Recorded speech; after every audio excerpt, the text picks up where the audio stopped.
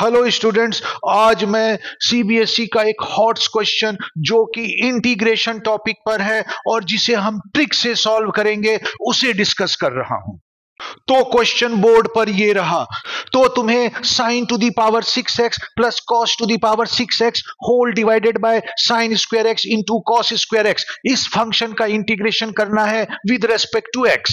तो इसे सॉल्व करने का एक तरीका है कि न्यूमरेटर में जो एक्सप्रेशन है sine to the power 6x plus cos to the power 6x, इसमें तुम a cube plus b cube का फॉर्मूला लगाओ और उसके बाद उसे एक्सपेंड करके सॉल्व कर दो। ये सॉल्यूशन तुम ज्यादातर बुकों में देखोगे, लेकिन हम तो चैंपियन हैं। हम दूसरे के बनाए हुए रास्ते पर नहीं चलेंगे।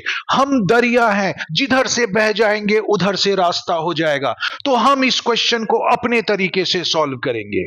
अब हम इन दो टर्म को अलग अलग लिख लेते हैं। एक टर्म में sign to the power 6x होगा और दूसरे टर्म में cos to the power 6x होगा। तो sign to the power 6x को लिख सकते हैं sine square x into sine square x into sine square x whole divided by sine square x into cos square x, plus cos to the power 6x को लिख सकते हैं cos square x into cos square x into cos square x divided by sine square x into cos square x, पूरे का integration. अब देखो sign square x cut गया, ये sign square x upon cos square x ten square x हो गया और इस साइन स्क्वायर x को मैंने वैसे ही लिख दिया। यहां पे भी दूसरे टर्म में देखो कॉस स्क्वायर x कट गया, cos square x upon sine square x को कॉट स्क्वायर x लिख दिया और दूसरा कॉस स्क्वायर x वैसे ही रहा और इस पूरे का इंटीग्रेशन करना है। अब इसके बाद कैसे सॉल्व करेंगे? तो इसके बाद हमें ट्रिक लगाना होगा। तो देखो ट्रिक का जादू।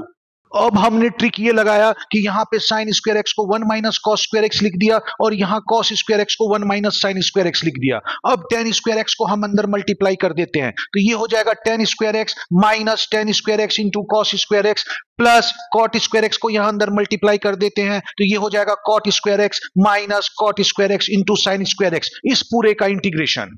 अब देखो यहां पे जो टेन स्क्वायर x था उसे मैं sign square x upon cos square x लिख देता हूं, तो कॉस स्क्वायर x कट जाएगा और नेक्स्ट स्टेप में ये साइन स्क्वायर x बचेगा। इसी तरह से यहां कॉट स्क्वायर को मैं cos square x upon sine square x लिख सकता हूं, तो साइन स्क्वायर x कट जाएगा और नेक्स्ट स्टेप में सिर्फ कॉस स्क्वायर x बचेगा और tan square plus cot square को वैसे ही लिख देता हूं। तो नेक्स्ट स्टेप हमारा ये हो गया।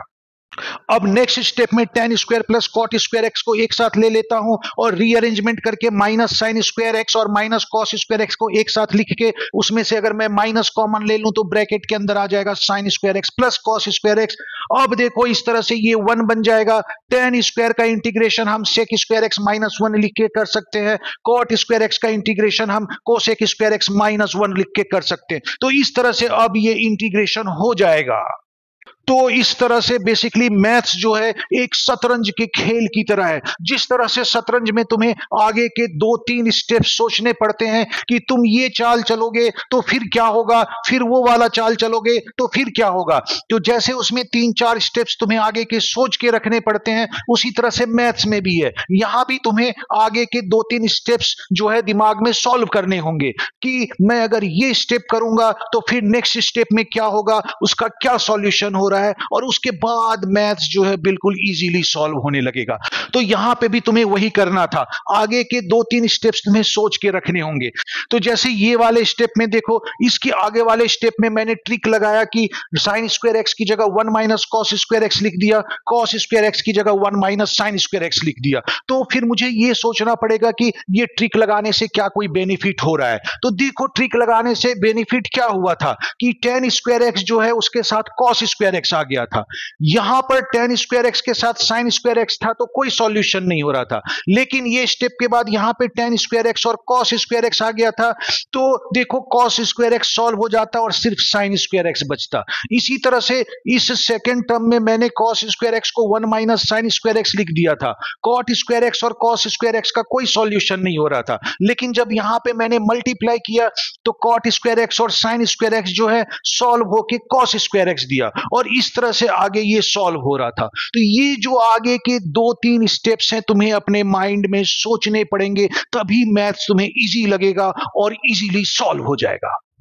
अब इंटीग्रेशन फॉर्म लाने के लिए tan स्क्वायर एक्स को मैं sec स्क्वायर एक्स माइनस 1 लिख देता हूं, cot स्क्वायर एक्स को cosec स्क्वायर एक्स माइनस 1 लिख देता हूं, sin square x plus cos square x 1 हो जाएगा, तो ये भी माइनस 1 हो जाएगा। तो इस तरह से अब मुझे इस टर्म का इंटीग्रेशन करना है, तो मैं देखता हूं इसमें से जितने भी टर्म है सबका इंटीग्रेशन मुझे पता है, तो ये यहां पे सॉल्व हो गया। तो अब मैं सबका अलग अलग इंटीग्रेशन लिख देता हूं। तो सेक स्क्वायर एक्स का इंटीग्रेशन tan एक्स होता है, कोसेक स्क्वायर एक्स का इंटीग्रेशन माइनस कॉट एक्स होता है, और -3 का इंटीग्रेशन -3x हो जाएगा, और प्लस c। इस तरह से ये सॉल्व हो गया। तो देखो इसे ट्रिक से हमने बिना फॉर्मूला लगाए सॉल्व कर लिया। तो अगर तुम यहां पे a cube plus B cube का फॉर्मूला भूल जाओ तो तुम्हें घबराना नहीं है, क्योंकि तुम दूसरे तरीके से बिना फॉर्मूले की हेल्प से इसे सॉल्व कर सकते हो। लेकिन यहां पे तुम्हें क्या करना होगा, थोड़ा सा अपना माइंड अप्लाई करना होगा, और तब ये बिल्कुल इजीली सॉल्व हो जाएगा।